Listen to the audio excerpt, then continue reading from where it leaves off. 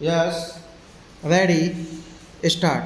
Madam Chairman, the amendments that have been brought here in this bill are mostly innocent in nature and necessary. Some of them are not at all important, but there are few clauses which I would like to highlight here.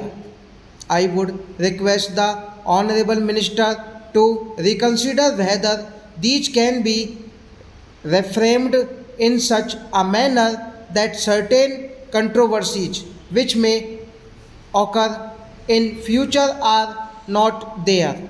There should be no chance of such a controversy in the bill. I would request the minister to consider in that light.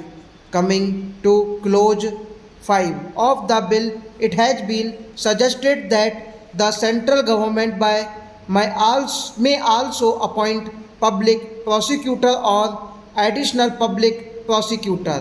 When the state government is there to appoint public prosecutor or additional public prosecutor either in high court or in district court. I think the central government not have taken that power also to appoint public prosecutor or additional prosecutor at the district level or even in the high court. They could appoint them through the state machinery only if there are two sets of public prosecutors in a particular court, one for the central government and the other for the state government holding to different views, then there will be some confusion.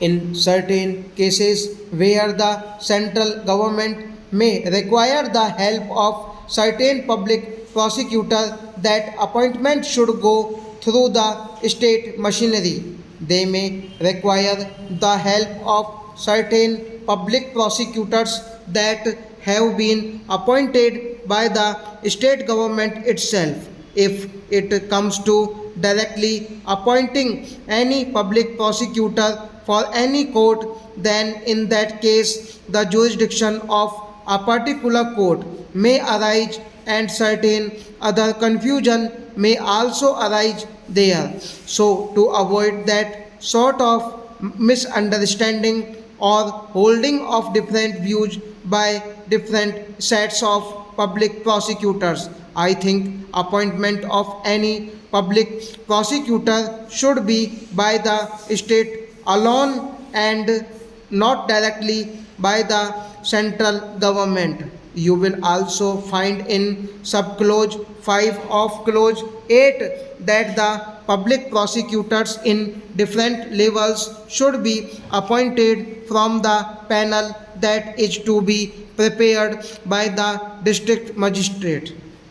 In the case of state government, the public prosecutors should be appointed from amongst those in the panel and not from those whose names do not appear in the panel prepared by the authorities in accordance with the procedure laid down by the state government. In case of central government, there is no such obligation like the state government for appointment of public prosecutor from the panel.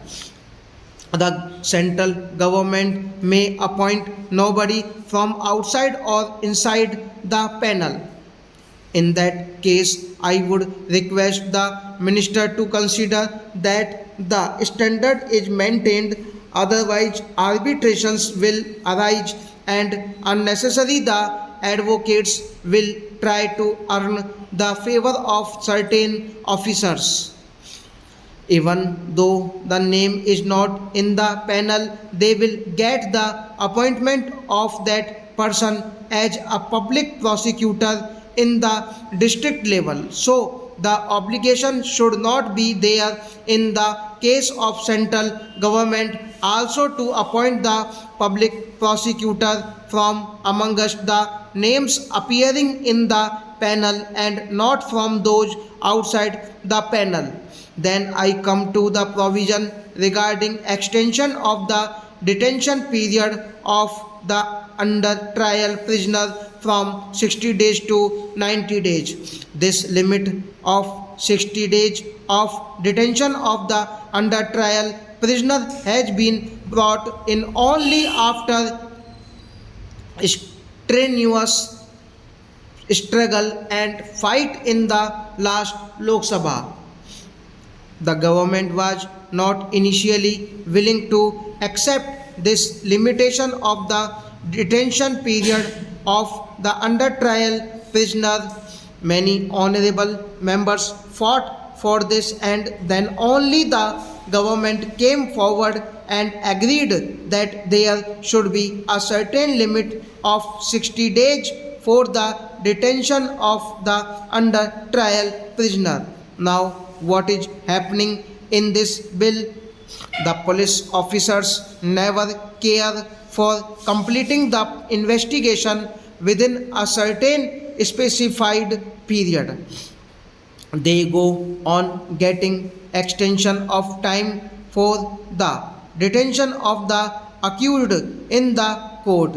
The under trial prisoner does not know when and in which way actually his case will be dealt with, whether it will be adjudicated or how the case will be finalized. All that is not certain, and the police officers, I said, do not care of to complete the investigation within a specified period. That is why in the last Lok Sabha views were expressed that police officers should be called upon to complete the investigation within a period and specified period. If you go on allowing them unlimited time, then in that case police officers will not exhibit responsibility and they will not behave in such way as to fulfill their own obligations, and they will discharge their own responsibilities. That way this will again give them a handled. So though I agree that in certain cases like murder or dacoity or some such offences where life imprisonment is prescribed, where this may be required in respect of other matters, the cases should be completed within a 60 days duration stop.